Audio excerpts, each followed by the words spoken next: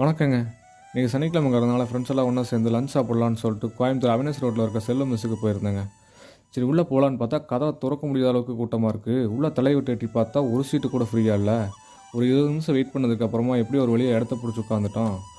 யார் யாருக்கு என்னென்ன வேணும் ஆர்டர் பண்ணுங்கடான்னு சொல்லி ஒருத்தன் சொன்னால் உடனே சரி நம்ம நாட்டுக்கோழி பிரியாணி வாங்கிக்கலான்னு கேட்டால் நாட்டுக்கோழி பிரியாணி முடிஞ்சிருச்சுன்னு சொல்லிட்டாங்க. சிக்கன் பிரியாணி இல்லைன்ட்டாங்க. என்னடா இது நமக்கு வந்த சோதனை. சரி பரவாயில்ல, நாம் கொடுத்து வச்சது அவ்வளோதான்னு சொல்லிட்டு ஒரு குஸ்காவும் நாட்டுக்கோழி சுக்காவும் ஆர்டர் பண்ணாங்க. அந்த 4 பேரில் ஒருத்தன் வேறு இன்றைக்கி சனிக்கிழமை எனக்கு வெஜ் மீல்ஸ் போதுன்னு சொல்லிட்டான். எனக்கு எதுவுமே வரலையான்னு சொல்லிட்டு நான் உட்காந்துட்ருக்கேன். அவனுக்கு 2 பேரும் அவனுக்கு பாட்டுக்கு வெட்டி வீச ஆரம்பிச்சிட்டானுங்க.